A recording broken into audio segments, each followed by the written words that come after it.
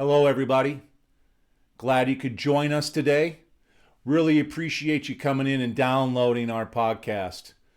Today, I was playing with two different types of episodes. One regarding bureaucracy, following up on the podcast that I did about the Texas energy issues that were happening as a result of the major ice storm and bitter cold down in Texas and the power outages that came through, and how good bureaucracy actually can work. But one that I decided to come up with, because this is hitting home to me today, is about development.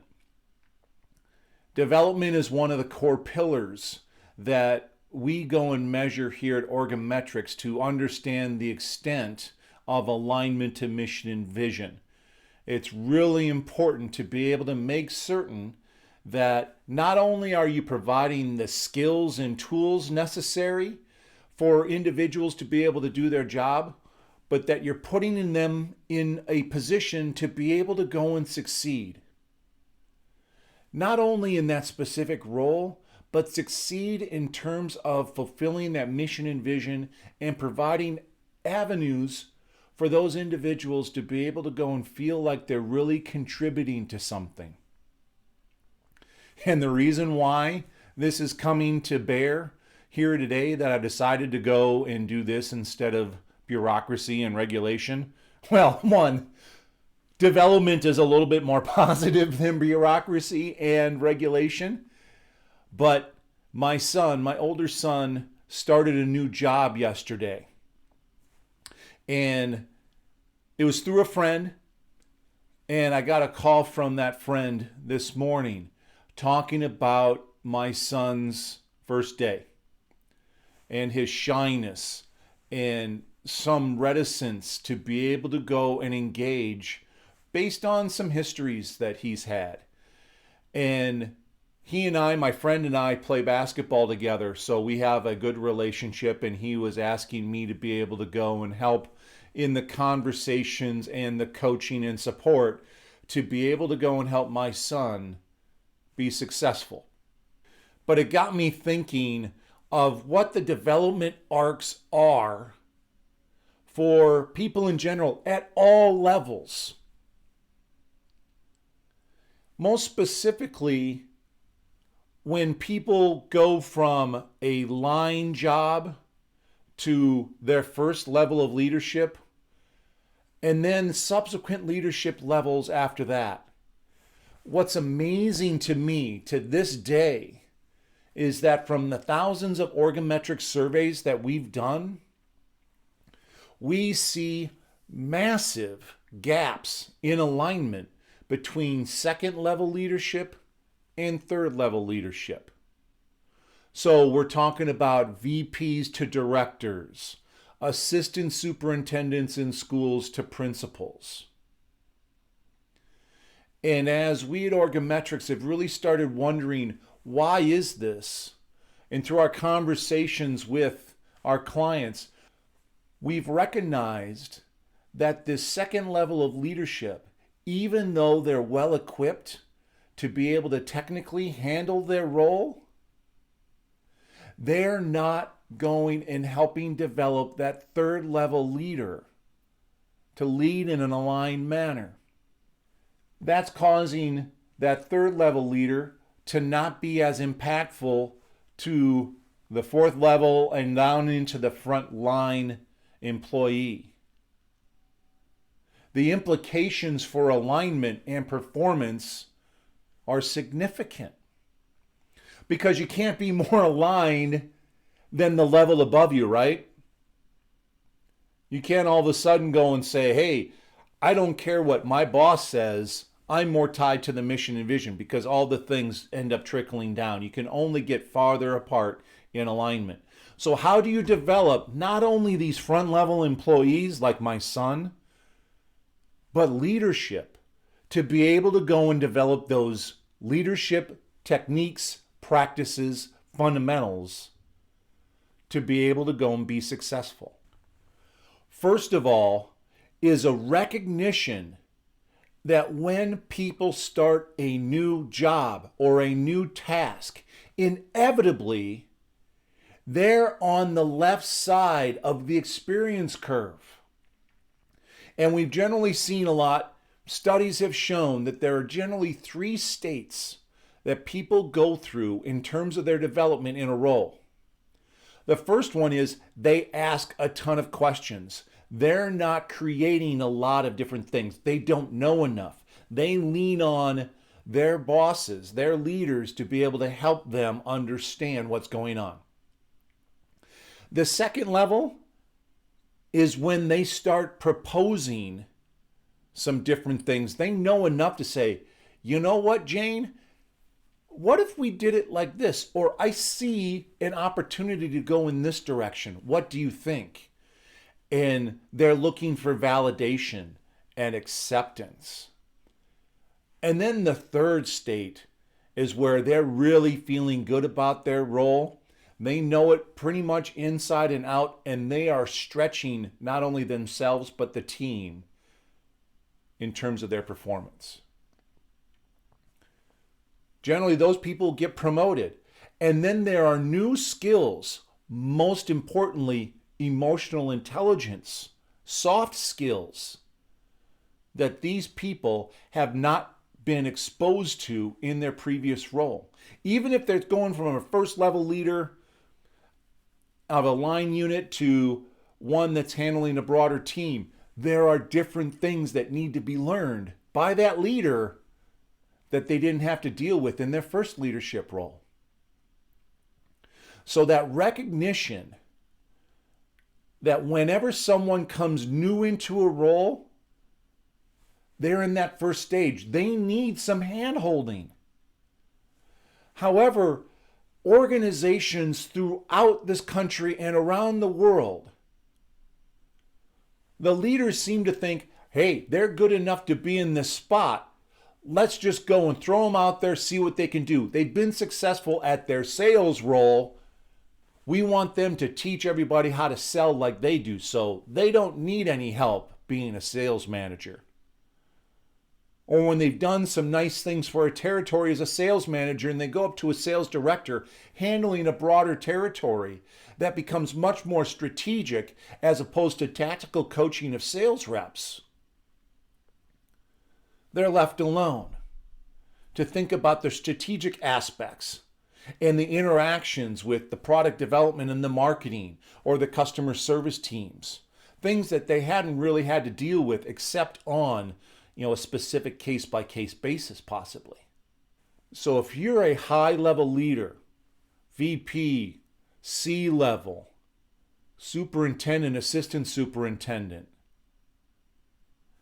recognizing that there are new fundamental practices that need to be developed, supported, and coached is critical to the success of driving an aligned organization.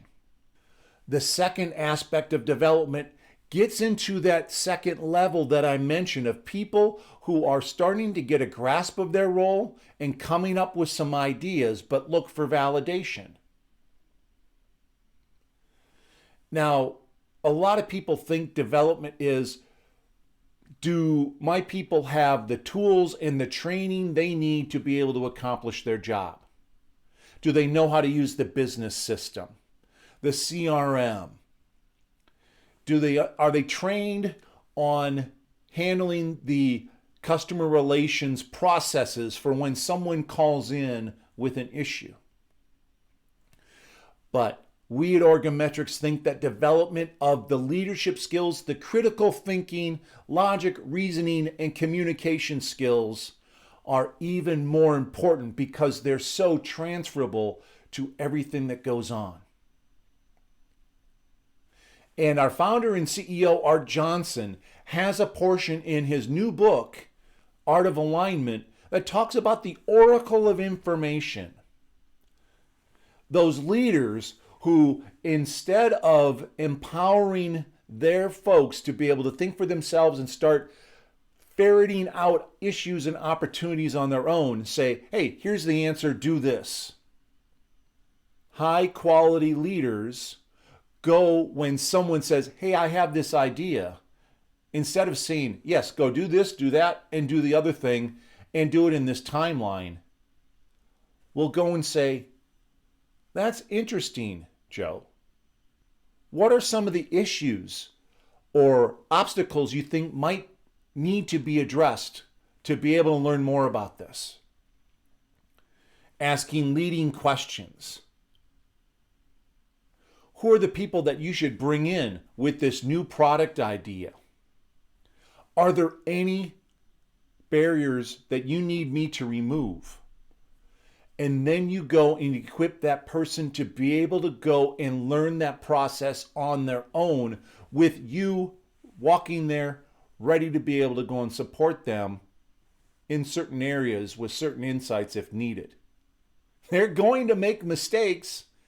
You may even think, we've gone down this route before, it fell flat on its face, we shouldn't take the time. But for them to go through the process, your charges, to go through and understand the steps that need to be taken and to have the conversations, hear the feedback, understand how to be able to communicate with people who have different languages, sales versus accounting. We've talked about common frequency many times here on the podcast. For them to go through that exercise, even if it's something that they'll come to the realization the project won't work, they will have developed key skills for when the next idea comes that may have more legs. That the learnings from that process are worth the time, worth their weight in gold, even if you know that specific idea in of itself won't go very far. And then as you as a leader watch these individuals go on that journey on development, how do you follow up with them, asking them what they learned? Not only in terms of that product and process, but the journey that they took. Where did they face pushback? How did they react? Looking at the fundamentals of how they practice that process and giving them insights to be able to go and utilize subsequently. You as a leader are developing more leaders. Whether they become in charge of different people or not. If they're a leader talking with customers, they can be a leader because they see the nuances and the breadth that is outside of the specific experience of doing their job. And if they want to move into a different department that may not have the technical skills that they learned, they'll be able to go and use the leadership capabilities that you help them develop to be able to go and bring success for that organization. Third, and this is just as important, how do you look at your own development of your own leadership skills? If you don't go and do this leading, supporting, coaching, guiding process that I just mentioned, how do you take an active role in becoming a more aligned leader? How do you identify the gaps in your leadership capabilities and ask for help? You don't know it all. If you did know it all, you probably wouldn't be in the job that you're in. You'd be doing something else. Understanding that you are still on a journey. That you can learn from other people. Not only on how to be a better leader, but how to go and interact with people that don't necessarily go and speak at your same frequency. That you go and expand your horizons and see different perspectives to be able to go and give you insights that will make you more impactful. That's critical, that you look to yourself and what you can do to fill your own gaps and go and proceed in the way that you feel will work for you and the organization. So 1, understanding that everybody needs to be learning, especially when they're in a new role, that you'll need to handhold and let the reins loose as time goes by. That 2, you avoid being the oracle of information and you empower people to be able to go and search for their own answers and develop the skills and capabilities they need to become a more effective leader. And then 3, that you look at yourself and your own gaps and be an active participant in your own journey and demand the help that you need of your colleague leaders as well as the ones that report to you. If you're the top, if you're the superintendent, they'll be potentially getting in with a peer group of superintendents or CEOs. There's tons of them around. It may be a personal advisory board, people that will challenge you in the way you think. Because even though you're at the top and it's lonely, there are things that you can do and learn to better yourself, to be able to go and serve your organization that you run, to help it become more aligned to its mission and vision, and therefore more productive. So a little bit on development today. Hope you enjoyed these little insights. I'd love to get your feedback. Maybe there's another nuance to this that you'd love to share that I can go and bring forth to some other people. Maybe there's some information on the podcast. If there's a question that you have you'd love for me to go and address, give that to me. I'd love to be able to go and wrap an episode around something that matters to you, because if it matters to you, it likely matters to others. We'll have some more interviews as well as some of these conversations in subsequent weeks. I mentioned The Art of Alignment. It got released out on the 23rd. Already an Amazon new release bestseller. So we're loving the positive feedback that we've gotten on the release of the book. Buy your copy today. Love to be able to get a review on Amazon or wherever you go and buy it. Would really appreciate that. Have yourself a marvelous rest of the day.